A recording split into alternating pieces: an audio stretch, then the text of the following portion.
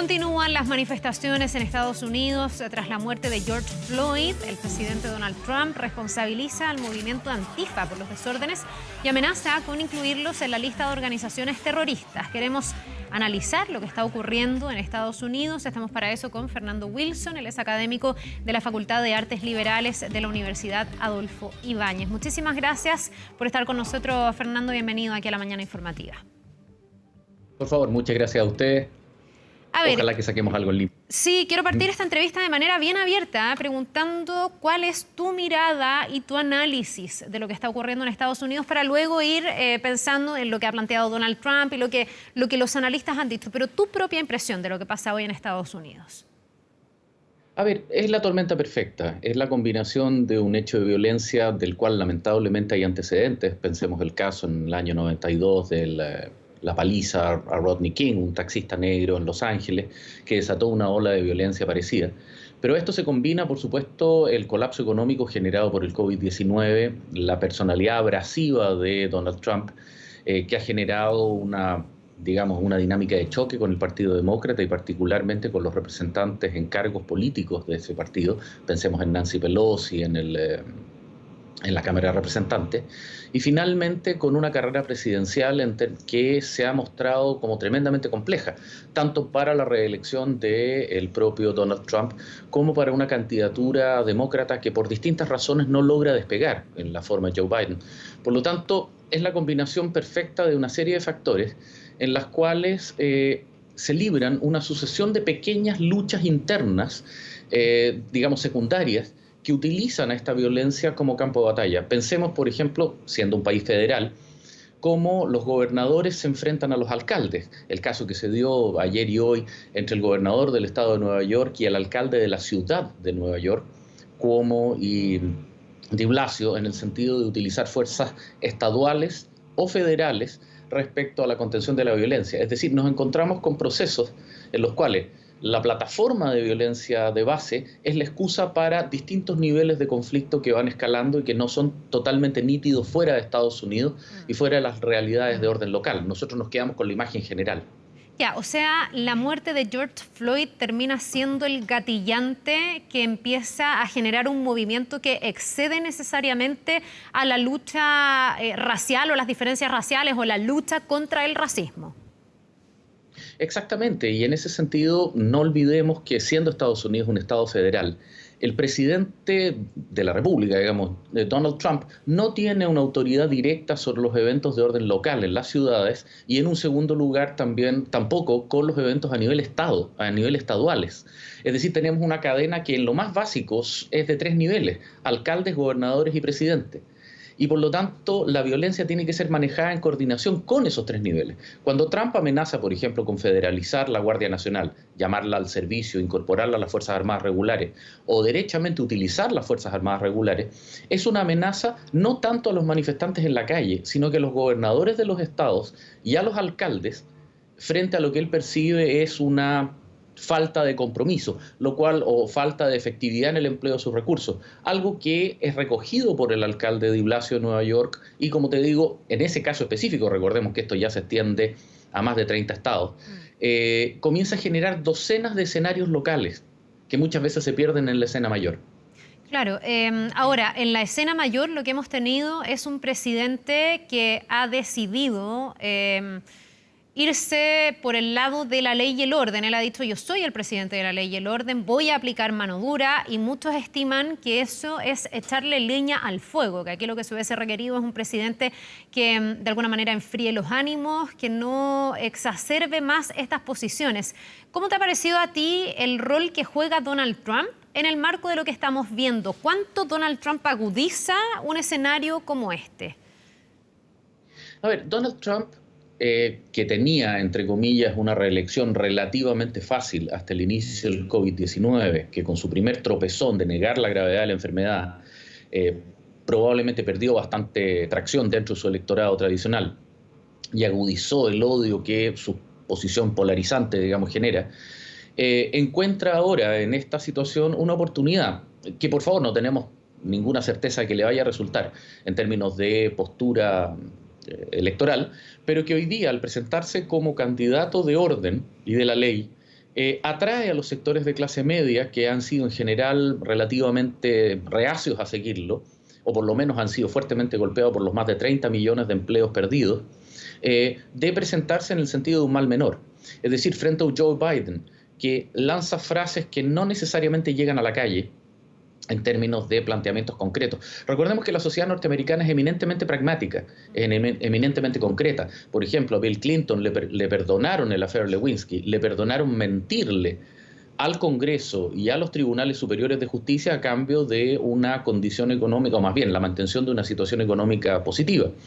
En esa escena, un Trump que se presenta como el adalid de los pequeños comerciantes cuyos locales han sido vandalizados, o derechamente a los ciudadanos aterrorizados. Ayer salían videos en redes sociales de cómo los vecinos se arman, digamos, o sacan las armas que hasta hace pocos días atrás eran uno de los grandes problemas de Estados Unidos y hoy día se convierten en la garantía de sobrevivencia de estos vecinos aterrorizados. Bueno, tiene un argumento que le llega a cierta parte del electorado y que le permitiría tener una chance viable para la reelección. Y al mismo tiempo para poder presionar a estas autoridades intermedias y locales que le roban el protagonismo, por decirlo de alguna manera, que le enfrentan el hecho que él como presidente federal no tiene autoridad directa sobre los asuntos locales. Por ejemplo, un detalle que ha sido relativamente poco reportado. Cuando él pidió que los estados de Maryland y Virginia enviaran tropas de la Guardia Nacional al Distrito de Columbia, al DC, digamos, Washington DC, a la capital federal, la respuesta de esos estados fue negativa. Por lo tanto, se genera una situación en la cual, más allá de su retórica incendiaria, la verdad es que su capacidad de poder es bastante limitada, excepto utilizar un arma masiva que es lanzar a las Fuerzas Armadas Federales, a las Fuerzas Armadas regulares de los Estados Unidos al control callejero, que es una medida extraordinariamente grave. Ahora, en esa búsqueda de rédito político, tal vez, de protagonismo, que tú me dices, tiene sus limitantes por la estructura política de Estados Unidos, también hemos visto que Donald Trump le echa mano a lo que generalmente hace, que es buscar un enemigo reconocible a quien atribuirle lo que está ocurriendo. Dentro de eso, él ha acusado al movimiento Antifa de estar detrás de esto. Él dice que esto no es algo espontáneo, que hay aquí una organización. Primero, porque a lo mejor mucha gente no lo sabe aquí, ¿qué es el movimiento Antifa y cuánta organización crees tú puede haber efectivamente detrás de estas manifestaciones y cuánto de una rabia contenida por distintas razones pero espontánea de la ciudadanía estadounidense? A ver, ni tanto ni tampoco. Ciertamente el movimiento Antifa, que se reconoce, digamos, con grupos de ultraizquierda radicalizados europeos en el marco de los choques con los movimientos neonazis en los tardíos 80 y tempranos 90, es reconociblemente como un actor particularmente potente dentro de esta situación. Y además tienen una característica que nosotros lo vimos muy activamente en los incidentes del 18 de octubre, que es que ellos poseen un estilo, tienen una iconografía, tienen un discurso que está fuertemente globalizado a nivel de redes especializadas, sitios que van desde Homodollars, Black Bloc, etcétera, sitios web. Generalizan y estandarizan un discurso antisistémico. Ahora, el problema es que ese discurso no es necesariamente ad hoc a un problema en particular, sino que es más bien un estilo, es un contenido. Pudimos ver, por ejemplo, la gráfica de Pareman y el perro negro Matapacos convertido en Stopman y Cop Killer. En la gráfica de los cómics norteamericanos que comenzó a correr por las redes sociales hace 4 o 5 días atrás. Es decir, de alguna manera es un estilo, es una estructura que canaliza cualquier tipo de malestar, lo concentra y lo orienta en el sentido del discurso local. Tiene una flexibilidad que lo hace muy reconocible y por lo tanto llama mucho la atención y hace fácil concentrar en ellos de alguna forma o verbalizar en ellos, digamos, un tipo de movimiento antisistémico. Pero nuevamente en Estados Unidos tenemos docenas y docenas y docenas de agendas de orden local, las cuales se combinan con esto. El macro tema obviamente es el discurso del Black Lives Matter y los problemas asociados a la precaria posición que tiene el mundo afroamericano dentro de la economía, la educación y la sociedad norteamericana. Por favor, no es a niveles latinoamericanos de marginación, por favor. Estamos hablando de, por ejemplo, la educación superior, mientras los blancos tienen el 92%, la población afroamericana tiene cerca del 86%. Se trata de una diferencia perceptible, pero no es catastrófica. El punto tiene que ver más bien con una percepción, una sensación que tiene el pueblo norteamericano, o más bien la comunidad afroamericana, de inferioridad. que contrasta, por ejemplo, muy llamativamente con la posición que tiene el mundo latino, el cual, no sintiéndose discriminado, aprovecha cada grieta para ir posicionándose y, de hecho, ganar una posición de sobrerepresentación, siempre minoritaria, por supuesto, pero superior a su impacto demográfico. La cultura afroamericana es más bien de sufrimiento, de subyugación. El Museo Smithsoniano de la cultura y raza afroamericana, digamos, lo refleja muy bien en esta colección magnífica de museos que tienen en The Mall, en las cercanías del Capitolio, en Washington. Es una minoría, una comunidad que ha construido su imagen desde la segregación y la subyugación, lo cual hace que abusos que, por más que en una coyuntura eventual pudieran ser locales y específicos, conectan muy rápidamente con el mensaje general de la comunidad. Y eso se combina también con los distintos problemas que en cada uno de los estados se va generando y se va articulando. Es decir, tienes un problema de base conectado con el problema concreto, tienes la coyuntura de la crisis económica que se vive como consecuencia del COVID, y luego sobre eso distintos canales que adoptan esta situación para darle una estética al contenido. Sí, bueno, y tengo también la impresión de que aquí tenemos algo tan potente como un registro. Yo también siento que al tener registrada la muerte de George Floyd o la súplica de él de decir déjeme respirar, es una imagen tan potente. Tú me dices en el macro a lo mejor no es, y que se entienda, no es tampoco una situación puntual, hay una seguidilla de hechos de connotación pública que pudieran hacer pensar y que en el fondo sustentan esta percepción en Estados Unidos de que hay un trato distinto frente a las personas de raza negra que a las personas blancas, sobre todo en algunos estados, y eso se siente con fuerza. Pero cuando en esa percepción además tú tienes un registro gráfico de 8 minutos donde ves ese abuso, tengo la impresión de que se hace más indiscutible la percepción. No sé cómo ves tú eso. También me imagino que dentro de esto, dentro de lo que vivimos en Chile y otras revueltas o manifestaciones a nivel global, el tema de las nuevas tecnologías, los nuevos registros, los nuevos medios hacen que a veces las imágenes cobren tanta relevancia que sea mucho más indiscutible la rabia que siente la gente. No sé si me expliqué. Sí, a ver, eso es así, pero nosotros además podemos notar una secuencia que viene desde el fin de la Guerra Civil, de la Guerra de Secesión, que tuvo como uno de sus grandes, no el único, pero uno de sus grandes temas, y sobre todo el más potente en términos simbólicos, la esclavitud, en la durísima postguerra, donde efectivamente hubo niveles de aprovechamiento tremendos de los antiguos estados del sur. La percepción es que de alguna manera la guerra se hizo en beneficio de la comunidad afroamericana, de su libertad, pero que luego les fue robada la prosperidad en la posguerra. Posteriormente tenemos todo el tema del movimiento de los derechos civiles en la década del 60, donde tenemos el caso clásico de los colegios desegregados que requirieron la federalización de las Fuerzas Armadas, digamos la división de paracaidistas 101, cuidando a los niños negros que iban a los colegios integrados. Luego tenemos, y en ese sentido se conecta precisamente con el caso presente, la paliza a Rodney King en el 92, que fue inicialmente grabada, digamos, por las cámaras de seguridad de carretera, donde se ve precisamente que se detiene este taxista, se lo baja del auto, se lo golpea brutalmente. Y hoy día además tenemos no solamente el video, sino que además la súplica, digamos, las 16 veces que se pide, digamos, se implora que no puede respirar, digamos, I can't breathe. Y que obviamente entrega una herramienta y una perspectiva de indignación tremendamente potente.